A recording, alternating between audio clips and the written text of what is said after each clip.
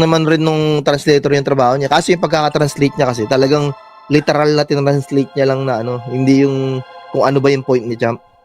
As per reliable source na ang final title eliminator between Mark Magsayo at Michael Magnesi ay tuluyan ng na-dissipate dahil sa isyo ng funding.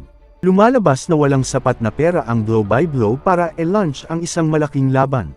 Kaya ngayon ay parang nawala ang momentum para maka-take off na sana ang event na Thrilla in Manila. Kung baga sa ibon ay kusang nagsipaglagasan ang mga balahibo sa pakpak na siyang dahilan sa pagbaba ng intensity at momentum ng event na ito.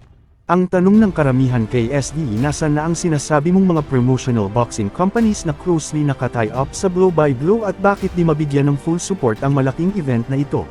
Kung ating matatandaan na napag-inita ng mga haters ang TBP na wala raw kapasidad dahil baguhan at may gumawa pa ng chismis na nalugi raw sila sa event showcasing before kay Casimero sa Okada. Buwelta ng mga pro quadro alas na at least TBP provides a good show na na-enjoy ng mga fans. Kung ating matatandaan na todo batikos at may kasamang pang paghahamon ng isang sikat na content creator nang sinabi niya na fake news pala ang promoter ni Casimero na sa December pa ang laban nito. Di man lang inalam kung tama o sakto ba ang interpretation na nasabing interpreter ng Japanese promoter. Naman rin nung translator yung trabaho niya. Kasi yung pagkaka-translate niya kasi talagang literal na tinranslate niya lang na ano, hindi yung kung ano ba yung point ni Champ. Si tama ba yung translation? Mali isa rin yun yung translator nung kay Tomoki Kameda.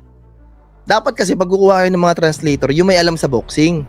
Kahit sabi mo hindi ganun kagaling sa Japanese, dapat yung may alam sa boxing kasi kung ano yung sinasabi niyo tulad ng mga weight division hindi maintindihan.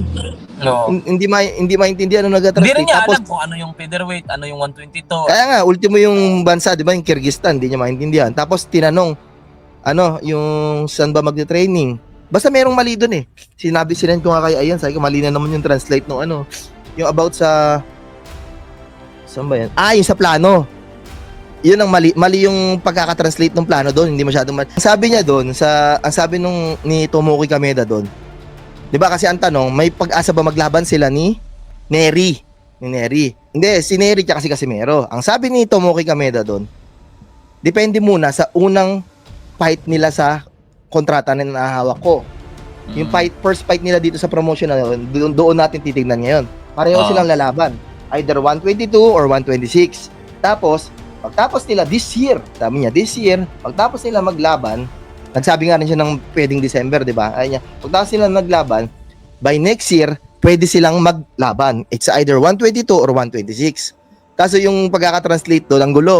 Ngayon pa lang ay may tumawag na fake news purveyor si Casimero pero kung hindi tayo nagkakamali. Meanwhile ay parang minsan ay mismong si Manny Pacquiao ang nagsasabi na lalaban si Magsayo sa Thrilla in Manila, pero lately ay napabalitang cancelled na.